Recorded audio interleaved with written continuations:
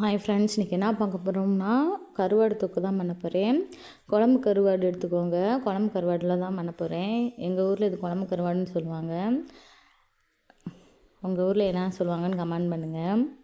இந்த கருவாடு நான் 2 பேத்துக்கு தான் வைக்கிறேன். அதனால் 3 கருவாடு எடுத்திருக்கேன். அதை நல்லா சுட்டுக்கோங்க அடுப்பில். இப்படி சிக்குறு குச்சியில் வச்சு சுட்டுக்கோங்க. இல்லாட்டி நான் அடுப்பு இருந்தாலும் அடுப்பில் சுட்டு எடுத்துக்கலாம். ஒரு 10 சின்ன வெங்காயம் சுட்டு எடுத்துக்கோங்க.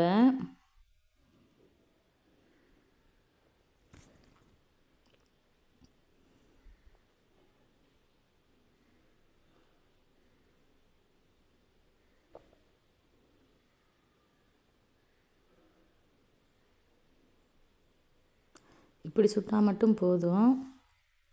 3 வத்தல் எடுத்திருக்கேன். வத்தலை நல்லா சுட்டு எடுத்துக்கோங்க. உங்களுக்கு காரத்துக்கு ஏற்ற மாதிரி நல்லா காரமாக சாப்பிடுவீங்கன்னா இன்னும் 2 வத்தல் கூட எடுத்துக்கோங்க.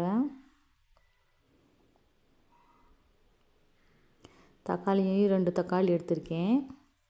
2 தக்காளி எல்லாத்தையுமே நம்ம சுட்டு எடுத்துக்கலாம். இப்படி நீங்கள் இந்த இதை சுட்டு எடுத்திங்கன்னா மேலே இருக்க தோல் லேசாக வந்துடும். இப்படி லைட்டாக பெண்ட் பண்ணாலே வந்துடும். சாஃப்டாக இருக்கும். நடுவில் இருக்க முள்ளை மட்டும் எடுத்துருங்க.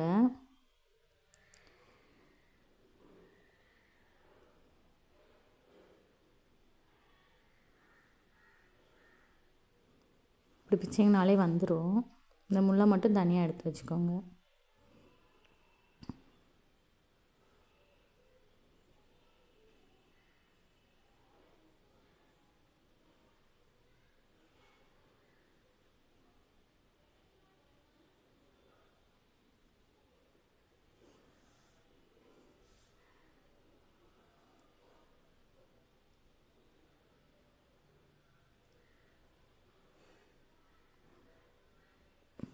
இப்போ ஒரு ஜாரில் இது எல்லாத்தையுமே அரைக்க போகிறோம்.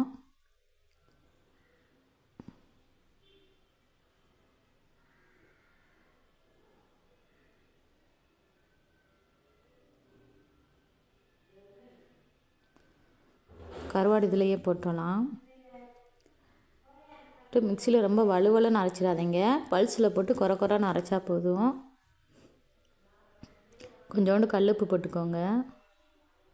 கொஞ்சோண்டு உப்பு போட்டால் போதும். அவ்வளோதான். மிக்சியில் கொஞ்சம் கரகரப்பாக அரைச்சா போதும். இந்த அளவுக்கு அரைச்சிக்கோங்க. இப்போ தாளித்து விட்டுறலாம். தேங்காய் எண்ணெய் ஊற்றிக்கோங்க. தேங்காய் எண்ணெய் தான் தாளிக்கணும்னு இல்லை, எந்த எண்ணெய் வேணாலும் ஊற்றிக்கலாம். ஆனால் நான் தேங்காய் எண்ணெய்னா டேஸ்ட்டாக இருக்கும். கடுகு போட்டு தாளிச்சிக்கிடலாம். அப்படியே இந்த அரைச்ச பேஸ்ட்டை போட்டு நல்லா சுண்ட வதக்கிடலாம். அவ்வளோதான்.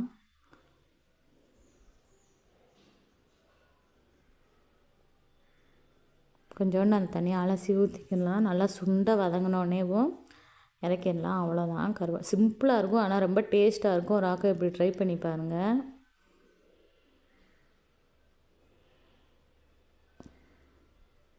பெரிய கருவாடில் எந்த கருவாடுலையும் நம்ம பண்ணலாம். நடுவில் இருக்க முள்ளை மட்டும் எடுத்துட்டு இப்படி பண்ணி பாருங்கள், நல்லாயிருக்கும்.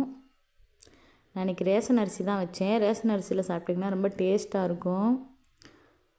சுட சுட சாப்பிட்டிங்கன்னா ரொம்ப டேஸ்ட்டாக இருக்கும். ஒரு கண்டிப்பாக ட்ரை பண்ணி பாருங்கள் ரேஷன் அரிசி வச்சு. ரேஷன் அரிசி சாப்பிட்றவங்களா இருந்தால் இப்படி வச்சு பாருங்கள். சில பேர்த்துக்கு அது சேராது, வயிறு வலிக்கும்.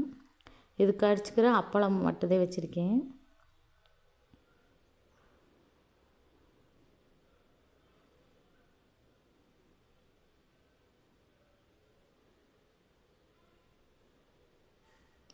வாங்க ஃப்ரெண்ட்ஸ், சாப்பிட்லாம்.